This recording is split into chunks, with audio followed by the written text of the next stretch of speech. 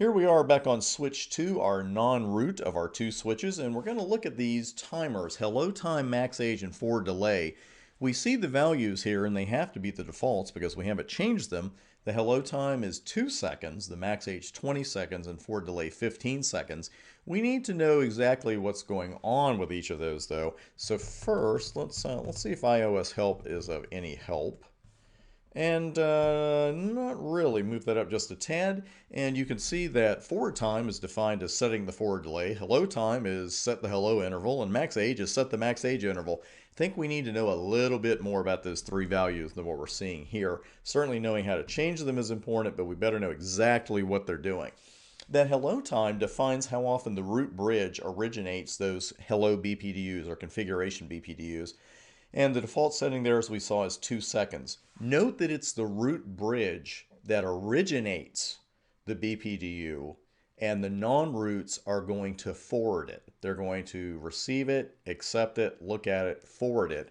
And we're going to come back to that concept. So again, keep in mind that it's the root bridge and the root bridge only that is actually originating the hello BPDUs. Forward delay, this is built in to help avoid switching loops. And it's the length of the listening and learning port stages. Remember, we saw those two between blocking and forwarding. We talked about how we don't go straight from blocking to forwarding because of the problem of a potential switching loop.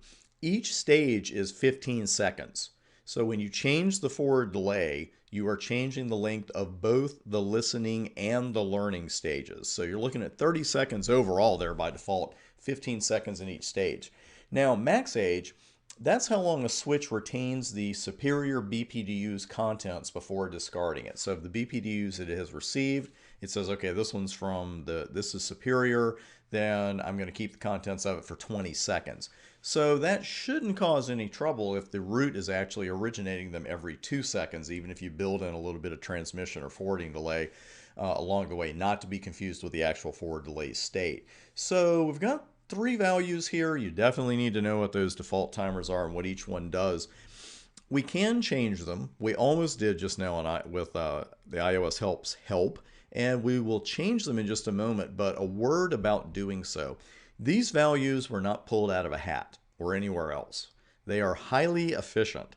And what they do, they let STP perform its job with minimal delay, which we're always interested in, of course, while preventing switching loop formation during port transitions, which is what we're really interested in. You should not change these unless you have a really, really good reason for doing so. Now, that is obviously very important, but here's an operational note. For the change to take effect, the timers have to be changed on the root. You can change them on a non-root and the switch won't say a word to you. At least I don't think it will. We'll find out in a minute. But these changes really won't have any effect unless the switch you're on becomes the root. Sounds bizarre, right? Well, we're going to test that. We can't just let that slide. We're going to test that. I also want to show you what the options are as far as the number of seconds you can set these to. I wouldn't worry about memorizing them, but there's one very important point. We'll start with forward delay. And we know our default there is 15 seconds. We know exactly what it does. Defines the length of the listening and the learning states. And what did I do wrong? I put delay there instead of time. And you let me do that. Notice the number of seconds for the forward delay timer. The most interesting thing isn't necessarily that it's a maximum of 30, but it's a minimum of 4.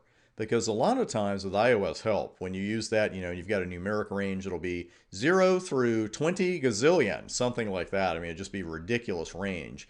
And here you don't get the ridiculous range because they don't want you really making STP, changing the timers more than this. They really don't want you to change them at all, but in case you have to, here's how you change the forward time.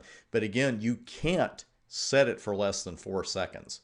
And if this is your learning and your listening state, that's going to be 8 seconds total. But again, it's built in, so you can't just say, okay, just disable those states. Because a lot of times with Cisco commands, as we've seen and will continue to see, if you set a value to 0, what you are doing really is disabling whatever it is you're working with. Well, you can't disable forward time. You can just move it down to 4 seconds. So we'll go ahead and go with 22 seconds there. And we'll go with hello time. I'll go ahead and type the whole thing out. And notice the value here is 1 through 10. number of seconds between generation of config BPDUs, which again is the official name for them. We call them hello BPDUs as well because they're kind of serving as a keep alive. So 1 to 10 seconds. So I'll just set that to 3. And I believe we have one left, and that's max age. And notice this one is 6 to 40 as well. The maximum number of seconds the information in a BPDU is valid. So if we kept going with iOS help, it gave us some good information here. But the most important thing to note is you can't set any of these to 0. You can't disable them. So we'll just go ahead and set that to 17. And now that I've done that, we will run show spanning with 2 N's there, VLAN 1. And we see some changes, but not maybe as many as we expect. Now, nothing changed as far as the root port or forwarding or blocking or port selection, anything like that at all. But notice that the hello time and the max age and the forward delay changed under bridge ID, but not under root ID. And that's actually where you have to change them for them to be taking effect. You have to go over to the root and do it. And notice that while I was configuring those, didn't matter. You know, the switch didn't say, hey, you can't do that, because this switch would become the root if, say, switch 1 disappeared and maybe another switch came online that had an inferior bid compared to switch 2. So the switch will let you change them, but they're not going to take effect throughout the network. You have to go over to the root and do that. So let's just go ahead and do that just for shins. And again, you can't see these commands often enough. And we'll just set that to 28. Hello 4 and spanning VLAN 1 max 15. So you'll see here, since we're on the root values and the bridge ID values both changed, and that makes perfect sense because the root is the local device. You're going to see the same hello, max age, and forward delay times again. But again, not values we change often. They're great commands to know if you're a CCNA exam. I certainly admit that. I'd be astonished if they didn't show up somehow. But the thing is, in real-world networking, I'd leave those timers alone unless I had a really good reason to change them. And when you do, you have to change them on the root. And what we're going to see in a later lab is we're going to have a primary root and a secondary root. And what we could have is, say, 5 switches, and we definitely want switch A to be the root, and if switch A goes away, we want this other switch B, to take over. If you have that configured, it's not required. But if you have a primary and a secondary configured, you want to change the timers on both of those. So in case the secondary becomes the primary, your timers will remain in effect. I know that's a lot of talking and configuring for something I sit here and keep telling you, hey, you're probably never going to change these. But on exam day, I think they're excellent values and commands to know. So we will step away from that. Coming up, we're going to start talking about that port cost that we saw in the last video, and we'll get back on the live equipment for some more labs coming up next.